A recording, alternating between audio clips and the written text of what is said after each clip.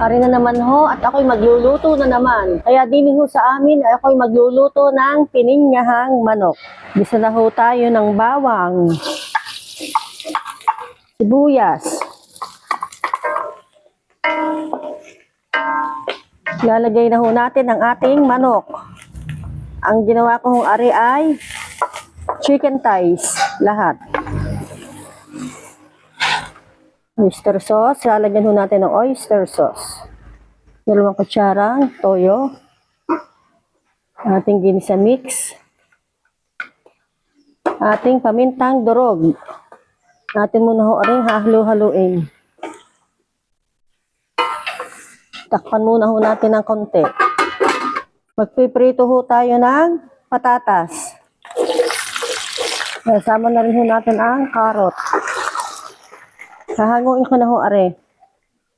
Pagka ho are garnin na ho igana, wala na hong tubig, ilalagay ko are ating pineapple. Ano yung pineapple na sariwa? Bumili ako ng pineapple na prutas kanina sa palengke. At siya ko hong naisip ng aring ilagay. Ginayat-gayat ko ng maliliit. Ilalagay ko na ho aring ating gata. Ilalagay ko pa ho aring ating natitirang gata para ho masarap na masarap. Lalagyan ho natin ng siling haba, bell na sili, siling bell.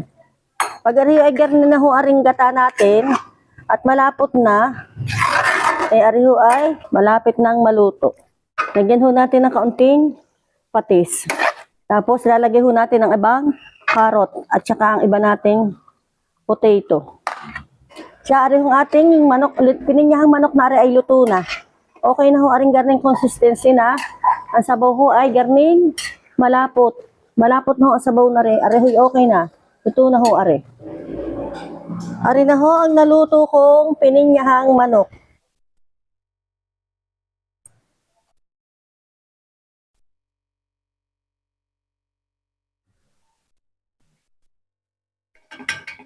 Siya, ako ho'y kakain na naman. Ari ho ay matitikman ko na naman.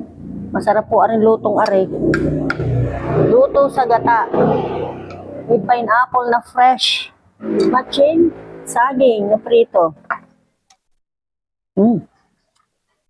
Sarap.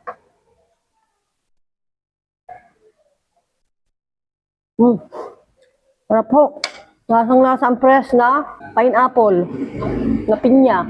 Lasang-lasa ho aring fresh na pinya. Kain ho kayo din sa amin. Araw ay napakasarap.